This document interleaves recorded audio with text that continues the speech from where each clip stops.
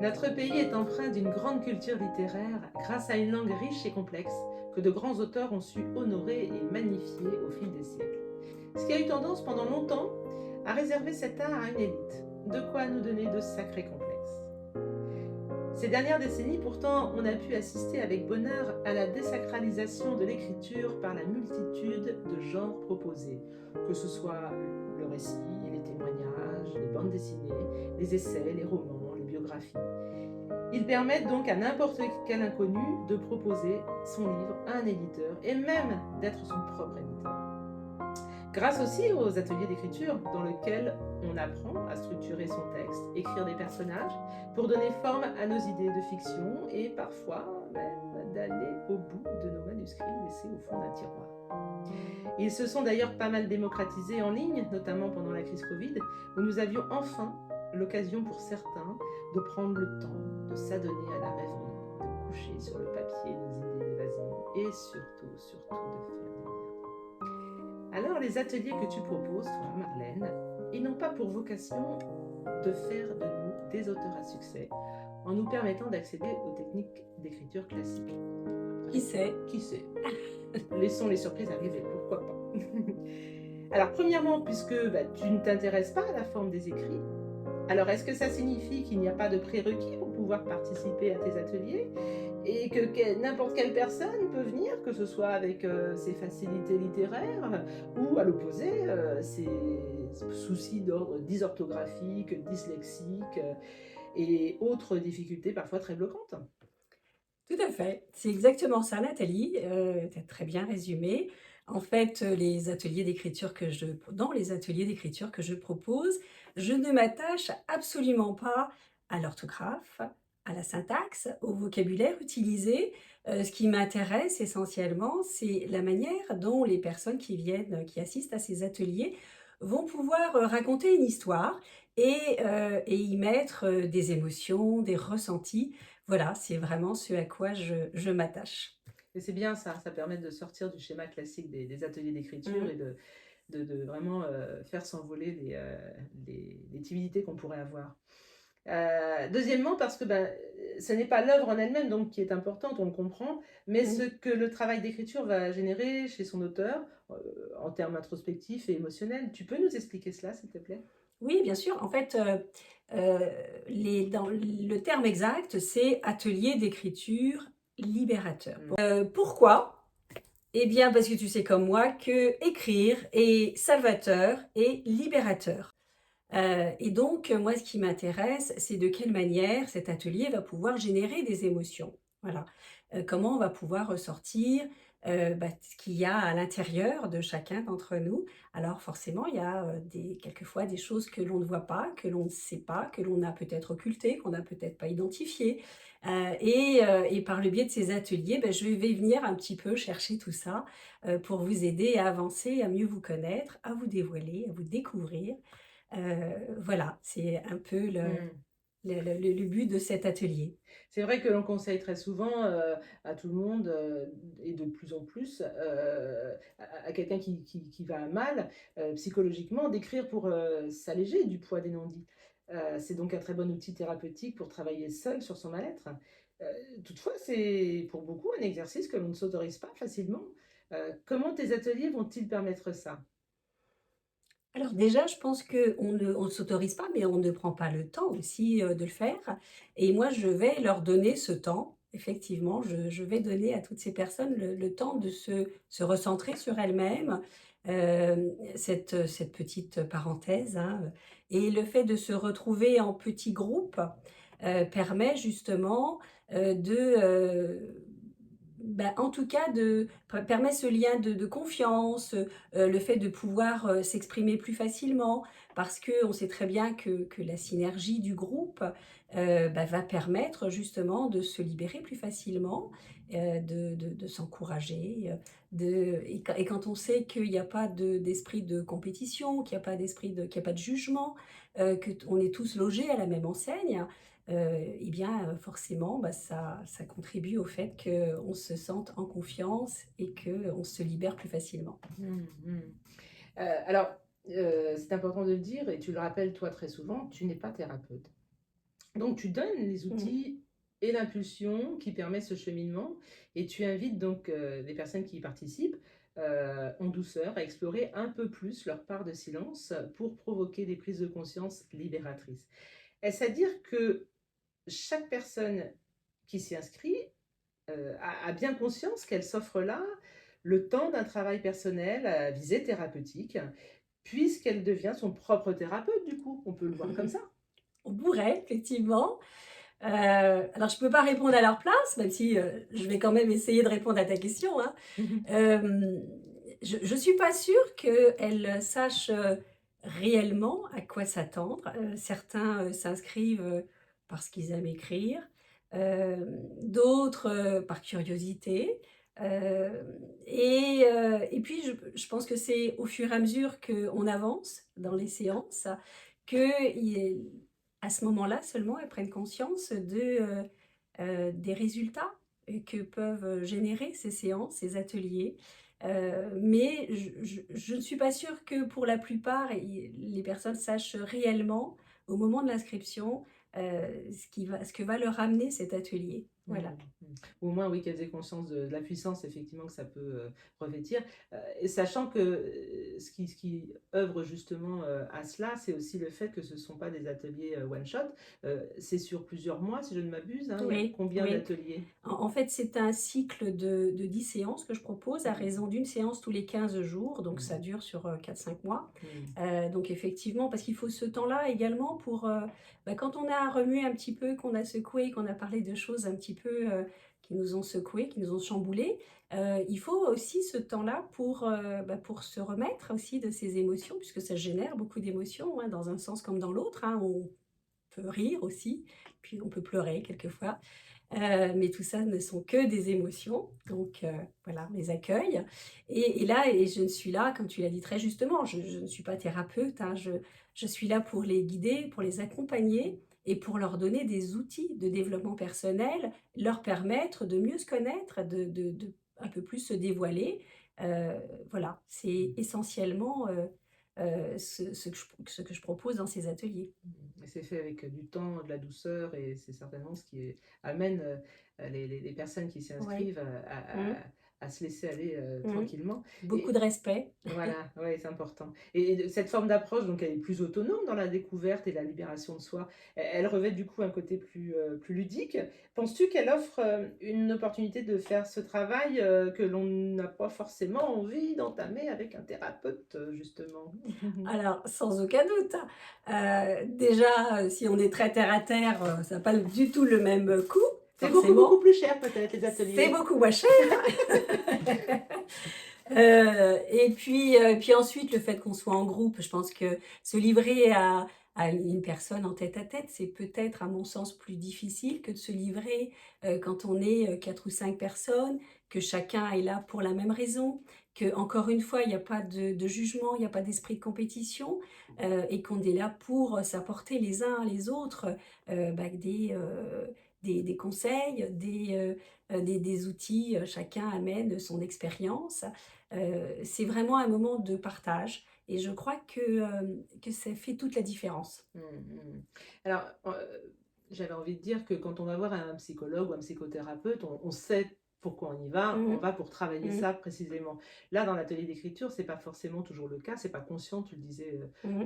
au début. Hem, j'ai perdu ce que je voulais te demander. Ouais, Voilà, super. c'est pas grave, ça Bon, arrive. on a bien compris,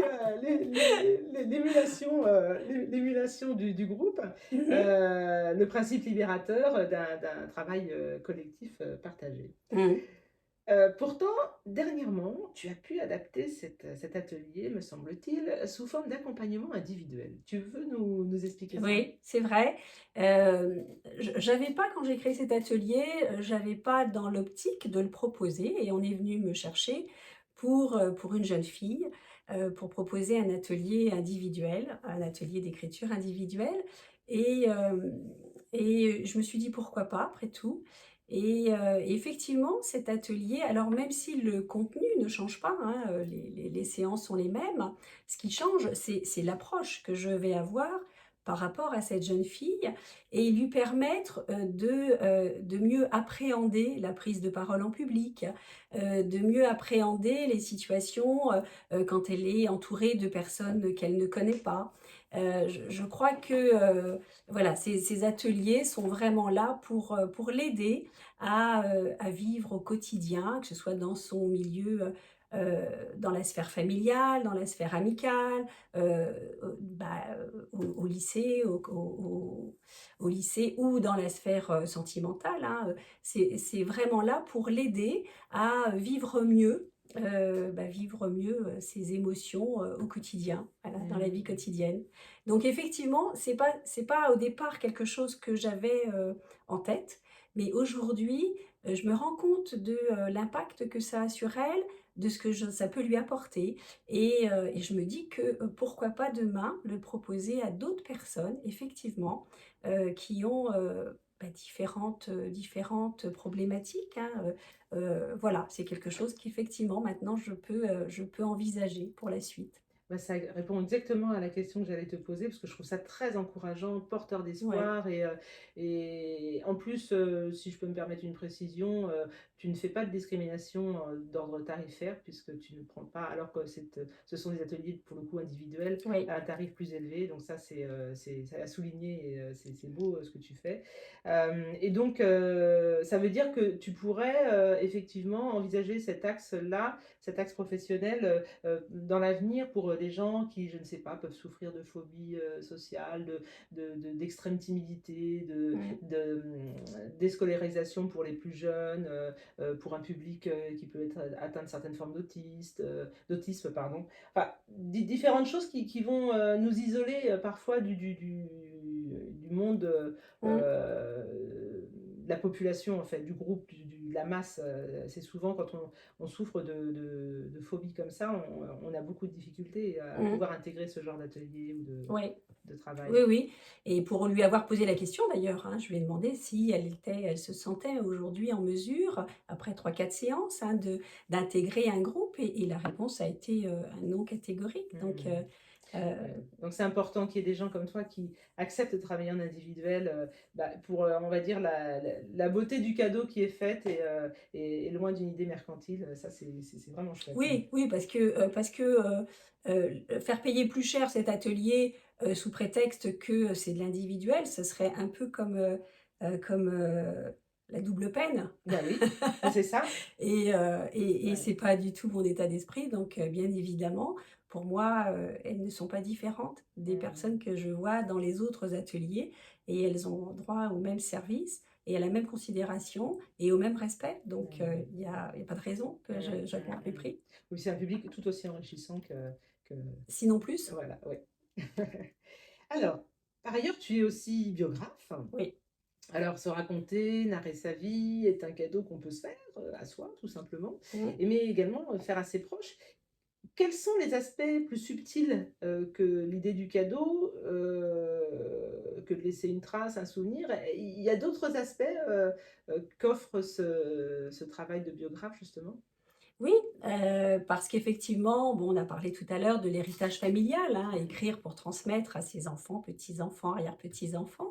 Ça, c'est un merveilleux cadeau à faire. Moi, j'aurais adoré pour ma part, pouvoir ouvrir un livre avec l'histoire de mes grands-parents, arrière-grands-parents, ce qui n'est pas le cas. Mais on peut aussi écrire pour des raisons, thérapeutiques, pour justement, se libérer, d'un poids, se libérer d'une histoire, témoigner que, d'une problématique, d'un accident de la vie, d'une pathologie et montrer que, on peut s'en sortir, quoi qu'il en soit. On peut transmettre des idées, on peut transmettre des outils. En réalité, on peut écrire pour tout un tas de raisons et sur tout un tas de sujets. Mmh. Mais on peut surtout écrire pour se faire plaisir. Mmh. Oui, oui, absolument. Hem, Travail introspectif, du coup, besoin de se Mmh. libérer et de Mmh. permettre à ses ascendants des guérisons dites transgénérationnelles, puisqu'on parle de Mmh. plus en plus de cela à la faveur des connaissances apportées par, l'épigénétique, qui explique comment un trauma subi par un ascendant peut avoir des conséquences sur sa lignée. Il est donc essentiel de connaître l'histoire de sa famille, si on veut pouvoir régler, certains de ses propres schémas répétitifs. Et est-ce que tu crois que les clients qui viennent te voir, qui te font appel, ont conscience du pouvoir que pourra avoir le livre de leur vie? Alors j'en suis pas certaine.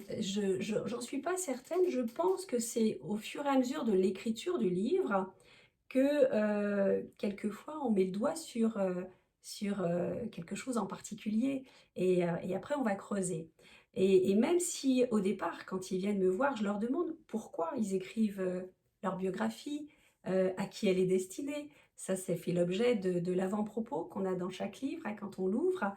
Et bien, c'est malgré tout, c'est au fur et à mesure de, l'avancée de l'écriture du livre que ça génère des questions, que ça génère des positionnements différents et c'est quelquefois à ce moment-là que, ben, on travaille et on avance sur, quelque chose qui n'était pas dont on n'avait pas choisi au départ de parler, d'évoquer et bah, ça, c'est plutôt chouette, je trouve. Tellement, tellement et c'est bien cette idée d'avant-propos où tu reprends justement les raisons, initiales Mmh. de cette demande de biographie. Parce qu'après coup, quand on a fini et qu'on s'aperçoit Mmh. qu'on est allé bien au-delà, on peut avoir oublié les raisons, primaires. Donc c'est un peu la raison d'être de la biographie et une photo de l'instant, où on a choisi, Mmh. de l'écrire et ça permet justement de voir, bah, l'évolution qui a eu lieu et les répercussions que ça pourra avoir ensuite, c'est bien ça. Exactement, c'est tout à fait ça. Mmh mh. C'est très bien dit, parce qu'il faut savoir qu'un livre, on est quand même ensemble, je suis comme au départ, pour 3, 4, 5 mois, quelquefois 6. Mmh. Donc bah, en 6 mois, on évolue malgré tout. Mmh. Mmh mh. On évolue et puis, au fur et à mesure qu'on écrit, ça génère en nous, d'autres souvenirs, ça fait remonter aussi, certaines émotions, certains ressentis et bah, forcément l'écriture du livre, est différente de ce qu'on avait peut-être initialement, envisagé. Mmh. Intéressant et pour écrire tes biographies, est-ce que, tu as, des thématiques, précises, qui peuvent, guider tes clients à se dire: «Ah bah tiens, ouais, ce serait intéressant d'écrire, ma biographie à tel ou tel sujet, sur tel ou tel sujet», parce qu'on n'est pas obligé d'écrire toute Mmh, sa vie, mais mmh, simplement des moments peut-être de sa mmh. vie? Oui, alors on peut écrire évidemment un chapitre de sa vie, Mmh. c'est-à-dire partir juste de raconter juste un épisode de sa vie, hein. Aujourd'hui, en fait, on peut écrire sur tout un tas de sujets.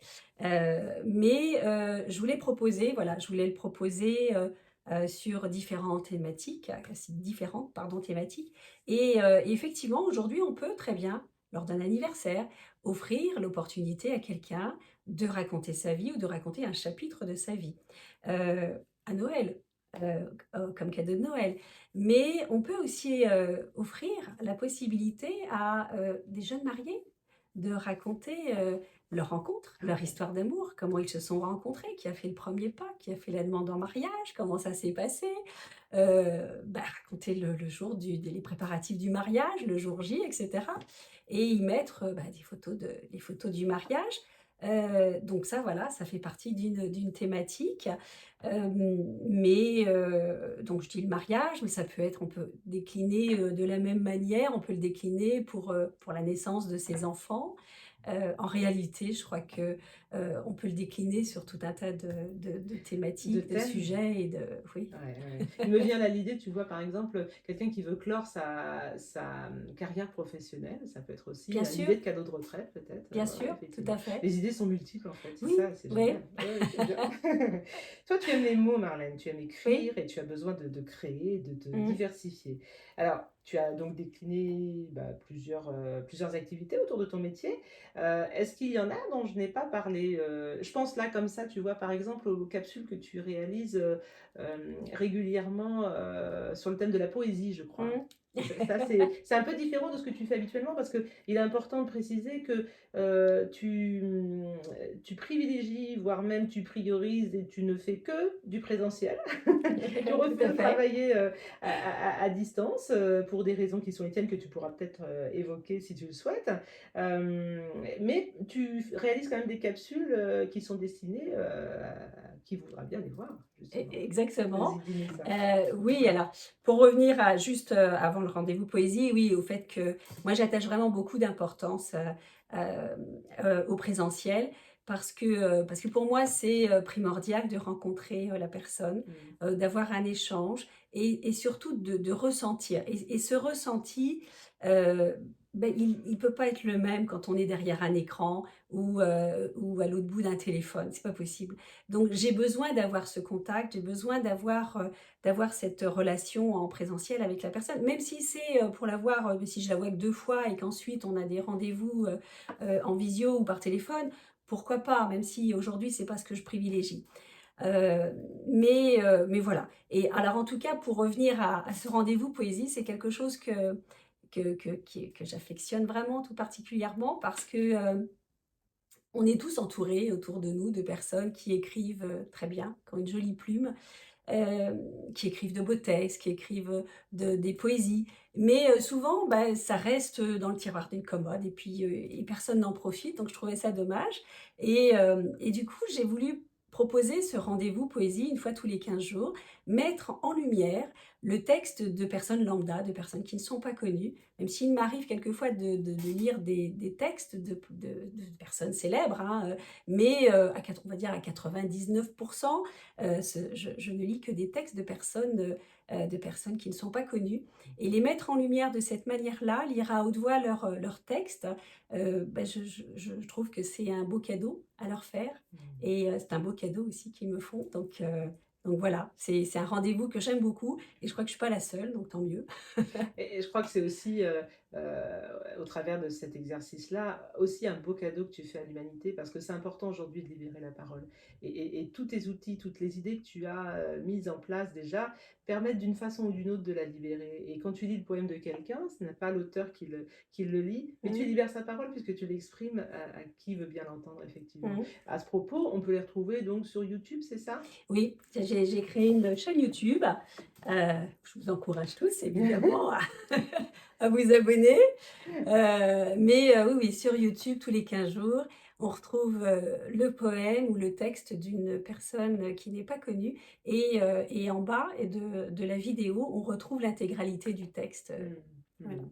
Moi, j'aime bien les écouter, en fait, ça m'apporte quand, je vois qu'il y a une nouvelle capsule qui sort. Je prends le temps, je me pose 3 minutes, enfin le temps que ça Mhm. dure, c'est pas très long. C'est, sur un ton, très posé, très, presque solennel et ça offre une bulle de moi j'aime bien, je t'assure, j'aime bien, ça offre une bulle de: «Stop, là, on met tout en pause. Ouais, On écoute». ouais. Ah, c'est sympa, c'est chouette. On n'aime pas, on aime plus que d'autres, enfin voilà. Mais en attendant, on s'est autorisé une pause, c'est C'est très court ça. et c'est dit sur un ton doux et Ouais. c'est très agréable. Donc Et puis moi, je trouve que ça vulgarise, alors vulgarise entre guillemets, hein, il n'y a aucune connotation négative, la poésie, mmh, parce que bah, c'est pas réservé à une élite. mmh, Je veux dire, on a tous des émotions, on a tous des interprétations aussi derrière chaque vers, on peut l'interpréter, on peut avoir notre propre interprétation, et donc bah, ça génère forcément des émotions en chacun d'entre nous. Donc voilà, la poésie n'est pas réservée à un public en particulier, elle est vraiment accessible à tous. mmh. Il y a quelques mois, je crois que tu as eu, l'idée d'une nouvelle, approche de l'écriture, sous un format plus condensé, avec, qui permettait d'avoir le privilège de côtoyer Marlène Wieser, plus que 2 heures lors d'un entretien. Parce que là, ce qui est important dans le présentiel, toi, tu as besoin de pouvoir presque toucher l'énergie des gens pour les Mmh, capter, mmh, pour les ressentir et les comprendre mieux. Mais je crois que ce qu'il faut dire aussi, c'est que ce que le soleil, la lumière que tu apportes aux gens qui te côtoient. Donc si on veut aborder, je parlais là, tu l'as bien compris, des séjours, mmh. ça c'est aussi un joli cadeau à se faire et tu peux nous en parler un peu plus? Tu peux nous dire ce que Oui, oui, parce qu'on n'a pas, on est tous happés par notre quotidien et on prend pas le temps de se poser, on prend pas le temps de se ressourcer. Et avec une amie sonothérapeute, on a eu l'idée de proposer justement cette mise au vert, se retrouver en pleine nature un week-end entier, du vendredi soir au dimanche soir, et associer à la fois les mots aux sons et aux vibrations. Et on ne se rend pas compte à quel point le mariage est intéressant et surtout ce que ça peut apporter à chacun d'entre nous. Voilà. Et pour l'avoir fait, je peux en parler.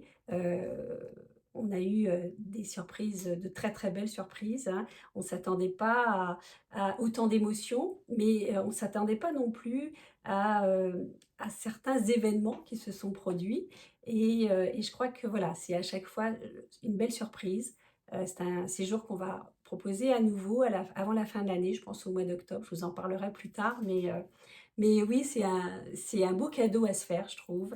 C'est, c'est se donner, voilà, la possibilité de faire une pause dans son quotidien, de rentrer dans une bulle et de s'offrir une petite parenthèse. Et ça doit permettre de découvrir une facette de soi qu'on ignore, j'imagine, Oui. qu'on sous-estime. Ça Oui doit être et le fait de se retrouver en vase clos, évidemment le temps d'un week-end, hein, bah, toutes les émotions sont exacerbées, hein, mmh. forcément et donc c'est pour ça que je disais qu'on fait de belles découvertes. Mmh mh. Petite question comme ça pour, je repense un peu à tout ce qu'on s'est dit. On a bien compris effectivement le côté, libérateur, Mmh. de l'écriture, quelle que soit la forme que l'on choisira pour travailler avec toi. Est-ce qu'il y a des personnes quand même qui viennent et qui le font en connaissance de cause, mais qui finalement, elles se retrouvent plus dans la création, de fiction, qui vont pas trop écrire sur eux, qui se découvrent en fait une âme d'auteur, de fiction par exemple, ça arrive ça ou on reste vraiment sur le travail, de développement personnel, on va dire sur le support de l'écriture? Alors, je sais pas, proprement dit répondre à cette question, mais en tout cas, ce que je peux dire, c'est que, l'atelier d'écriture a suscité, à plusieurs reprises, chez plusieurs personnes, l'envie de se mettre ou de se remettre à l'écriture. Ah bah voilà, tu Voilà répondu, et donc parfait, formidable. voilà donc pour en avoir parlé d'ailleurs sur les réseaux, hein, j'ai quelques personnes qui ont assisté à l'atelier d'écriture et qui ont, sorti leur recueil de nouvelles donc bah, je sais voilà, ça me fait, je crois que ça me fait autant plaisir, qu'à eux donc Ah oui, c'est vrai. Oui, c'est vrai que tu l'avais je crois même lors de la chronique poésie, là, ouais. tu l'avais fait, Mmh. oui, oui, effectivement, maintenant ça me revient. Ouais, ouais. C'est formidable ça. Mais oui, je Ça je je trouve ça génial. suscite des vocations, c'est top, c'est génial. Est-ce qu'il y a un axe de ton métier que j'ai pas abordé, que j'oublie? Écoute, je crois qu'on a parlé de beaucoup de choses, j'espère qu'on a parlé de tout. Les Peut-être les ateliers, conférences? les conférences, oui, Peut-être les on conférences a qu'on a abordé un oubliées? petit peu, mais effectivement, Ouais, non, mais peut-être pas, je des sais des des plus. conférences qui Oui! sont des alors c'est vrai que ça s'appelle conférence, mais j'ai envie de dire que c'est plus des échanges, des rencontres. Voilà, je C'est crois que c'est ça. ça que tu allais, Oui, certainement la question que tu allais me poser. parce que moi, ce qui me par rapport aux conférences, c'est vrai, tu vois, j'ai oublié d'aborder le sujet. Ce qui me plaît, c'est que, tu n'es pas thérapeute, mais tu vulgarises justement tous les axes, thérapeutiques qu'on peut Mmh. approcher pour travailler sur soi et lors de ces conférences, tu abordes différents thèmes justement, et ça, je trouve que c'est aussi intéressant, c'est interactif en plus, je crois. Exactement. En fait, Ouais. c'est pas du tout un monologue, hein, parce que sinon même, moi la première, hein, je m'ennuierais, je crois. Donc ça reste ludique, ça reste simple, hein, on est là entre nous et on échange sur un sujet d'ordre de développement personnel et c'est voilà, comment encore une fois vous apporter, des outils de développement personnel, apprendre à mieux vous connaître pour, à mieux appréhender les situations, les différentes situations et encore une fois, je ne peux parler que de ce que je connais, de ce que j'ai Mmh. expérimenté et c'est pour moi très important, de le faire de cette manière-là parce que, c'est comme ça d'abord que j'y trouve, moi, ma crédibilité et ma légitimité, pardon et donc je pense que, si, voilà, si en face de moi, les personnes, elles sentent que je parle avec authenticité, et que je sais de quoi je parle, le message est, 2 fois plus, 2 fois mieux perçu et 2 fois mieux reçu. Voilà. Ouais, ouais, parce que tu le fais sans aucune prétention effectivement Ah non. et c'est vraiment l'idée du partage et de la libération de la parole qui motive ton activité, au quotidien et ça, moi, je te le dis, merci. Merci au nom de tous parce que je pense que c'est un beau cadeau à faire à l'humanité. Alors l'humanité, je sais pas. En Moi, je tout crois. cas, je sais pas si je leur fais un cadeau. En tout cas, ils me font un cadeau aussi. C'est Mmh. un vrai échange. C'est encore une fois, s'il y a 2 mots que, 2 mots qu'on peut retenir, c'est, échange et partage. Voilà, c'est Mmh. 2 mots que j'utilise beaucoup dans mes posts, que je mets systématiquement parce que pour moi, ils ont une importance capitale. Échanger, partager. Mmh Voilà, mh. c'est ce qui fait, de nous, qui nous sommes et c'est ce qui nous permet aussi d'avancer. Et c'est important parce qu'à l'ère du numérique, on reste néanmoins des gens enfin des personnes de relations en fait. On a Mmh, besoin de ça mmh. et c'est important que tu incarnes effectivement ces valeurs, qui sont, qui reviennent un peu. Moi je pense quand même malgré tout, il y a tout Oui, un oui, engouement oui. comme ça, mais c'est Mmh, bien, il faut que chacun y participe, comme mmh. il peut et voilà. Exactement, oui, oui. Je ne Super. suis qu'une, voilà, qu'une Bah, petite partie, mais si chacun de nous, eh bien, on construit ensemble, si on arrive à construire ensemble, à notre manière, hein, et à notre rythme aussi, avec, les outils que l'on a chacun, bah, je crois qu'on peut arriver à faire quelque chose de sympa. ouais, construire ensemble un monde meilleur en faisant chacun sa part, telle la légende du colibri. C'est chouette. Merci Ah Marlène. écoute, hein, comment Merci. finir mieux que ça? Je ne sais pas. Bah, merci Marlène. Merci beaucoup Ben, pour merci, cet surtout à échange. toi Nathalie parce que, bah, les personnes qui vont écouter, cette vidéo le savent peut-être pas, mais ça n'est pas son métier. Elle Oui. a vraiment accepté de jouer le jeu avec moi et elle l'a fait avec tellement de, de réussite, vraiment que, je ne peux que te féliciter. Voilà, merci, merci beaucoup à toi. Merci beaucoup. Merci.